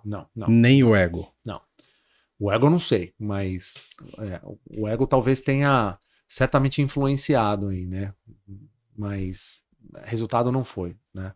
E então assim, acho que a tua pergunta de como é que você, né? Como é que você se reergueu, como é que você se retransformou e tal, foi me apoiando nesses pilares importantes na vida de qualquer um, né? É, eu depois de 4 meses mais ou menos, eu aceitei uma proposta de um cara que eu nunca ajudei, né? E é legal falar disso porque eu tinha conhecido através de um amigo comum o dono de uma distribuição de consumer electronics aqui nos Estados Unidos. O nome dele é Zack. O Zack é de Nova York e tal, né? A distribuidora dele é grande nos Estados Unidos, na Ásia, na Europa. E na América Latina, não. E o Zé, que tinha me conhecido lá em 2018, sei lá. 2018. Quando ele descobriu o que eu fazia, ele falou, cara, eu preciso comprar PlayStation. Isso é uma mina de dinheiro, eu preciso comprar PlayStation. E eu falei, Zé, cara, eu tenho que jogar limpo com você. Eu não vou conseguir te cadastrar como distribuidor aqui na Sony, te vender. Não vou, não vou. Não funciona assim. Tem toda uma estrutura e tal. Já existe distribuidores e tal. Não vai rolar, cara. Ele falou, pô, tudo bem, né? Não dá, né? Então, assim, e ele manteve contato. Vira e mexe, ligava, tá, como é que você tá, não sei o quê. Quando eu fui desligado, ele ficou sabendo. Uma das primeiras ligações que eu recebi foi desse cara. Meu, como é que você tá? Fiquei sabendo, o mercado fala. Puta, como é que você tá? Você tá precisando de alguma coisa, cara? Meu, nunca tinha feito nada pelo cara. Absolutamente nada. Passou mais 1, 2 semanas, Zeke no telefone. Pô, só pra saber como é que você tá, cara. Você tá bem? Como é que estão as coisas? Tá reagindo, né? Puta, tudo bem e tal. Dali uns dias, ó, de novo, tô aqui, hein, cara, se precisar e tal. Cara, passaram-se, sei lá, 2 meses e meio, ele me aciona e fala assim, ó, você não sabe muito da nossa estrutura aqui e tal, mas é o seguinte, eu tô com muita coisa já que eu não tô nem conseguindo dar conta, e agora tem 2 marcas querendo expandir para América Latina e estão pedindo a nossa ajuda. Eu pensei em você. Eu sei que não é o que você quer, desse jeito. Eu sei que não é o que você quer, eu sei que você é muito maior que isso e tal, e eu, cara, não sou muito maior que isso não e tal. Assim, mas ó, você não quer dar uma olhada? De repente você me ajuda, a gente faz como um projeto, você ganha uma graninha e tal. Manda pra mim. Aí mandou, eu fiz um planinho de negócio pra ele, pra aquelas 2 marcas e tal. Mostrei pra ele, falei, meu, acho que podia fazer isso e tal. Aí passou mais um tempo, ele falou, cara, você não quer executar esse plano? Pode ser temporário, puta, quando você arrumar alguma outra coisa, quando você se encaixar aí, meu, você me abandona, sabe? Aquelas coisas. Eu falei, Zeke, cara, lógico que vamos fazer, né? Vamos fazer. Aí ele falou, vamos fazer o seguinte, vou te fazer uma proposta oficial, formal de trabalho. Isso era sei lá, uma terça-feira, ele falou, até sexta-feira eu te mando. Tá bom. Sexta-feira ele mandou uma proposta, eu falei, ó, eu tava na Califórnia ainda. Vou, vou usar o final de semana para dar uma pensada, né? E na segunda-feira eu te falo. Na segunda-feira eu liguei para ele e falei, cara, vamos embora, vamos fazer isso aí. E aí foi quando eu falei, vamos sair da Califórnia, porque é América Latina mesmo, né? É mais fácil estar na Flórida do que na Califórnia, que é longe pra caramba. É, custo, né? Lógico que eu estava indo para uma posição de vice-presidente de distribuição Latam, não sei o quê, mas de uma empresa muito menor do que uma Sony, né? A condição era outra e tal. E então eu falei, é a hora. E foi aí que a gente veio parar aqui, né? Onde a gente está hoje, né? Em Orlando. A gente falou, vamos experimentar, né? A gente tinha pensado Texas, Flórida e tal. Por uma coincidência, tinha um grande amigo vendendo a casa, a gente acabou comprando a casa desse amigo e vai fazer 2 anos agora. Sabe o que você falou pro Zach lá atrás, quando ele pediu pra ser distribuidor do PlayStation? Isso é um negócio muito louco que faz 15 anos que eu vi pela primeira vez, veio da minha mulher. Ela fala assim, ó, é muito melhor uma dura verdade do que uma boa mentira. É. E se você parar pra refletir, é exatamente isso que as pessoas buscam o tempo inteiro. Me dá a real, meu. Me dá real. Me dá real. E você falou de McLaren, de Ferrari e tal, e eu tenho pensado bastante nesse projeto, nesse podcast, na plataforma de comunicação, que tem outras vertentes, pensando muito do que é que está sendo hoje veiculado na internet. Porque quem não quer ter Ferrari? Exato. Quem não quer ser head de PlayStation? Quem não quer ter a McLaren, ter o glamour? Todo mundo quer, só a gente é humano, né? Mas o grande diferencial dessa conversa, em relação a muitos conteúdos que infelizmente a gente ainda tem, é que você não está usando a Ferrari de pano de fundo para essa conversa. É. Você está contando, e eu não sei se você está tendo uma dimensão dessa conversa, mas você está contando a trilha inteira que te fez chegar lá. Então é possível. Não o inverso. Não o inverso. Não então o inverso. É possível para alguém que tem a mesma determinação, seriedade, competência, profissionalismo, entrega, hard work. É possível chegar lá? Totalmente. Totalmente. E o que você está fazendo aqui é um negócio muito louco. Você está contando a estrada inteira que tem que ser percorrida. Né? E esse é o propósito. Tá? Agora, sim, a gente tem material para ficar aqui 3 dias batendo papo. Mas eu queria te fazer 2 últimas perguntas aqui do meu lado. Primeiro, eu queria te perguntar qual que é a tua relação com Deus. Hoje ou como ela era e como ela é? A minha relação... Você pode... Só um pouquinho. Você pode contar o antes, o durante, o ego e o depois, mas o que... O tempo inteiro, eu acho que a gente tem que ter em mente é que para todo aquele que crê em Deus, a gente tem que saber que Deus é um Deus presente. Então, todos nós somos falíveis, somos pecadores, miseráveis, egoístas, né? Tudo isso. Tudo isso.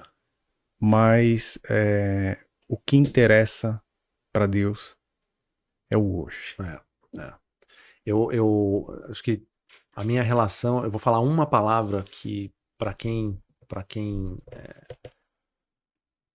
acredita como eu acredito, vai ser muito clara: temência.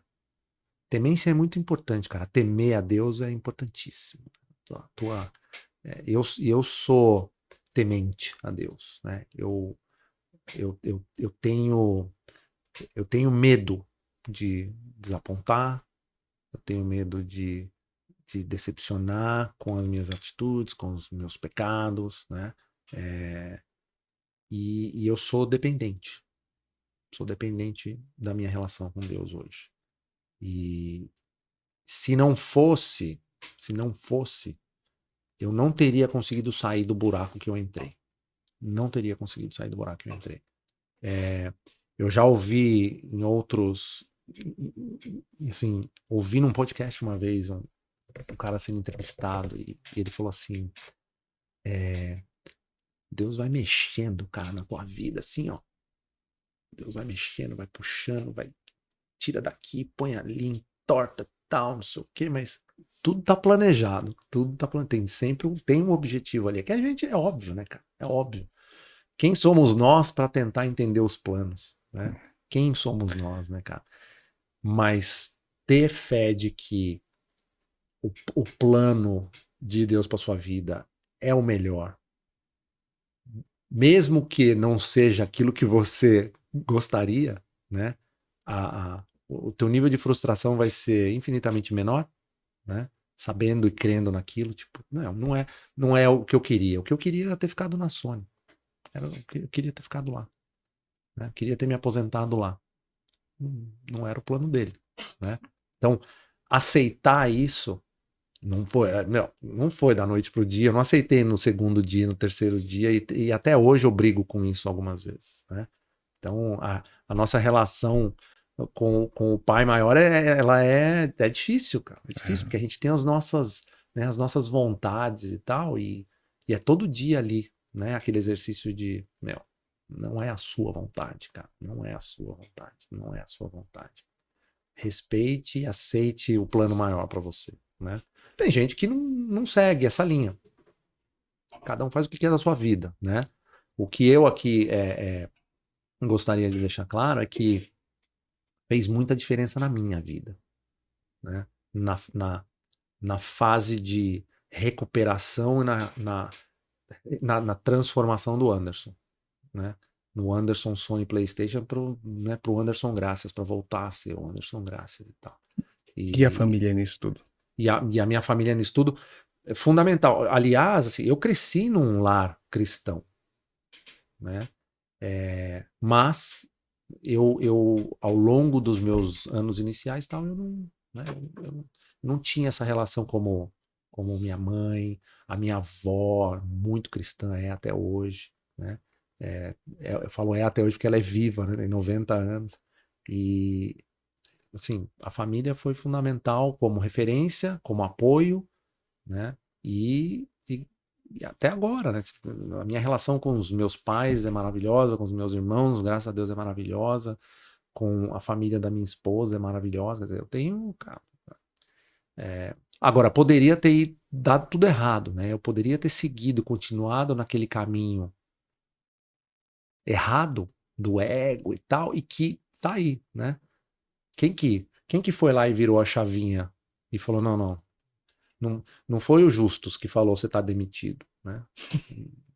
Foi Deus que foi lá e falou, ó, meu, tá na hora de puxar esse tapete Vamos aí reposicionar dourado, as esse coisas, né? tapetinho dourado que você tá em cima aí, ó, tá na hora de dar uma puxada nele, vamos dar uma chacoalhada aí. E aí, pô, colocou pessoas importantes na minha vida, né? É, me deu, enfim, um refresh, assim, extremamente importante para eu estar do jeito que eu tô hoje, né? Sólido e tal, que senão... Tua esposa foi importante? A minha esposa é, cara, a gente tá 35 anos juntos, né? Então a minha esposa, pra você ter uma ideia, a gente viveu, nós dois temos 48 anos de idade, vamos fazer 49, a gente tem 13 dias de diferença de idade e a gente começou a namorar com 13 anos de idade.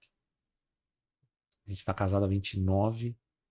É assim, não é nem, não dá nem pra. Não é importante, é tipo, é fundamental, cara. É uma peça na minha vida, assim, que é, eu recentemente fui pro Brasil, cara, e fiquei 2 semanas lá e assim, já não quero mais. Você vai amadurecendo, o relacionamento vai ficando cada vez melhor e tal. Você não quer ficar longe, você não quer, né? Tem uma. Eu tenho uma dependência da minha esposa que é de presença mesmo, assim, de quero estar perto e tal, quero saber que tá aqui pertinho, né? E, e por isso que a gente tá junto há tantos anos, né? Pô, vocês nunca tiveram crise e tal, cara? Lógico que já, né? Lógico que já. Mas a gente nunca brigou. Nunca, nunca. A gente nunca brigou, cara, assim, de discussão e tal, e de nunca, nunca. Nossos filhos nunca viram um gritar com o outro, um levantar a voz pro outro, tal. Não, assim, que é o que é, assim, é um privilégio, né? É um privilégio, cara. Então, eu não, eu assim, eu falo pra ela, né? Eu brinco, então, tá bom, se quiser separar um dia, não tem problema, mas você vai ter que me levar na separação, você vai ter que Você fica Você vai comigo. ter que ficar comigo, né? Então, mas Vamos fazer o seguinte, se você topar, a gente traz a sua esposa, traz a minha, e a gente faz o episódio 7 com elas, e a gente conta para elas o topado. quão importante elas são, não é que elas foram, né? Elas são elas na são nossa vida todos os dias, topado. e a gente dá oportunidade para que elas nos contem sem filtro o quão egoístas muitas vezes nós somos. Bora? Fechadíssimo, Topa? fechadíssimo, fechadíssimo. Então, Vou beleza. adorar fazer isso. Anderson, vamos fechar.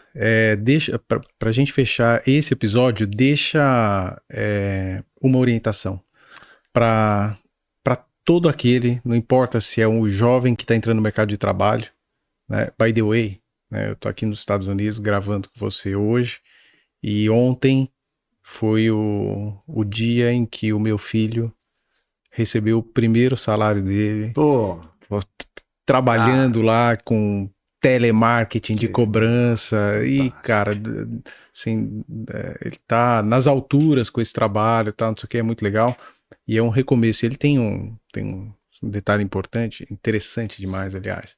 A minha mãe, ela se aposentou no dia 2 de maio desse ano. E exatamente no dia 2 de maio, o meu filho começou a trabalhar. Que legal. Então eles têm uma conexão bastante forte, eles criaram um significado desse dia 2 de maio de 2023, que é como se fosse uma passagem de bastão, Meu. sabe? Isso é muito Que louco, bonito, cara. Que porque é a legal, que continuidade, legal. né, Que das legal, gerações, isso é fantástico. Então é assim, ó, eu queria, com a autoridade que você tem, com o poder que você tem para influenciar pessoas e profissionais, eu queria que você deixasse uma linha de raciocínio, tanto pro menino que está entrando no mercado de trabalho agora, quanto pro profissional já maduro que está em busca de viver o que você viveu lá na Califórnia pela Sony. Conta para eles como é que funciona puta, isso. legal. Primeiro, antes de fechar, obrigado de novo, cara. Um prazer enorme de estar com você aqui. Prazer enorme de poder fazer parte de um projeto tão bacana, né? Parabéns, né? Porque a gente fala muito, né? Conteúdo relevante, né, cara? Porque conteúdo tem de todo tipo para ser consumido, né? Então, acho que até é um pouco da mensagem que eu quero falar agora. Consuma conteúdo de qualidade, né? Então, obrigado de novo por me convidar, né? Honrado de fazer parte. E a minha mensagem, cara, para fechar, para a geração nova que está vindo aí, ou para quem está na nossa faixa etária, né? Para quem está numa posição de executivo ou de liderança ou não, né? Todo mundo tem o seu espaço, né? Mas o que eu gostaria de falar é o seguinte: você tem duas opções, né, na sua vida. Uma é optar pelo conforto ali, a zona de conforto e tal, né, fazer isso aqui. Lembra do que eu te comentei outro dia, né? O cubo com a mesma cor em todos os lados, né? Então, você nunca vai perder, nunca vai estar ruim, nunca vai estar errado e tal. Essa é uma opção, né? É uma opção, mas é uma opção medíocre, né? Você vai ficar ali naquela zona de conforto e tal, né? Mas é uma opção. E medíocre não no sentido pejorativo. Você quer ser mediano ali? Então, Compra o cubo, tá disponível. compra aí. Quem não sabe do que eu tô falando, um cubo. Tem a mesma cor em todos os lados. Qualquer coisa que você fizer tá certo. Tal. Agora, tem a outra opção, né? Que é a opção que, por exemplo, você é uma referência, é um exemplo, né? Que foi lá, foi atrás e vai atrás todo santo dia e tal, né? E empreender ou empreender como dono do seu próprio negócio, que é uma coisa que eu aprendi com você, inclusive, né? Você pode empreender no dia a dia sem ser dono de um negócio, né? E é verdade. Empreender é a todo momento. Cada decisão, cada coisa que você faz, você está empreendendo, Você empreende na né? sua vida. É. E então assim, sendo dono do seu próprio negócio ou não, né? A minha sugestão é opte por essa alternativa que é ir atrás, trabalhar duro, não tem segredo, né? Trabalhar duro, meu, é fazer e não é fazer só aquilo que precisa ser feito, é buscar o overachievement, né? Pô, é buscar entregar mais, sim, cara. Se dá para entregar mais, por que não, né? Por que deixar para amanhã se você pode fazer hoje, né? Por que deixar o lápis e a caneta cair às 5:30 da tarde? Se, meu, tem que terminar de escrever mais 2 linhas ali, né? Ah, e, e, e se cercar de pessoas boas na sua vida, né? Pessoas boas, e aí a gente pode classificar pessoas boas de uma maneira bem ampla. Pessoas do bem, pessoas competentes, pessoas trabalhadoras, pessoas alegres, né? Pessoas que têm gratidão, né? É, e não pessoas que vão te levar para baixo. Se cerque de pessoas boas, porque no trabalho e fora do trabalho. No trabalho, se você inclusive é um líder, né? Se cerque de pessoas melhor que você. Crie equipes que são melhores que você. Elas vão te levar para cima. É natural o processo. Ou você vai ser espirrado naturalmente, e aí a culpa é sua, única e exclusivamente sua, ou você vai crescer, né? Vai aprender com essas pessoas também e vai crescer, né? Então, é, opte pelo, opte pelo trabalho, opte por buscar, opte por ir atrás e não por ficar ali no cubo mágico de uma cor só, né? E se cerque de pessoas do bem. Esses são, assim, acho que são 2 dicas simples, mas valiosas, né? E não esquece dessa história toda que a gente falou aqui de ego, né? Assista, tomara que você entenda a mensagem aí, você que está ouvindo a gente, assistindo a gente, porque a pitada certa de ego é bom. O Bernardinho do vôlei, ele fala assim, não dá pra tirar o ego da gente, o ego tá presente. Então, assim, onde você for, leva o ego, mas deixa ele no bolso, deixa ele quieto. Isso é muito legal, é muito louco. Então, assim, o excesso de ego, ele vai te levar para o que aconteceu comigo. Então, tome cuidado. Obrigado, viu? Anderson, valeu. Obrigado, foi ótimo. Cara. É isso aí, a gente tá terminando aqui mais um episódio do podcast Two Steps Ahead, com esse fera, com essa autoridade, com esse cara que ensina tanta gente todos os dias e que tem um temor a Deus, que tem uma gratidão no coração o tempo inteiro, que recebe super bem quem vai na casa dele. Eu tive a oportunidade com a minha esposa e disse para ele que na minha casa eu acho que ele nem vai, porque é o seguinte, fazer o que eles fizeram conosco não dá. A minha esposa vai ter que ralar bastante para chegar minimamente perto do que a esposa desse cara fez pra gente. É um privilégio, é muito legal, muito legal. Mas é isso, eu espero que você que assistiu, que ouviu, tenha gostado do conteúdo, tenha aprendido. Então eu te encorajo a nos seguir em todos os nossos canais de comunicação do podcast, os meus pessoais também, todos estão aqui no espaço dos comentários. Curta esse vídeo, é muito importante para que a gente tenha relevância e para que a gente possa alcançar cada vez mais pessoas. Tá? E deixa então o seu joinha aqui, ative o sininho para que você seja lembrado e notificado a cada novo conteúdo que for disponibilizado no nosso canal. Esse é o nosso propósito, é levar para você conteúdo de muita qualidade para que a sua vida pessoal e profissional cresça cada dia mais. É isso. Até a próxima, pessoal.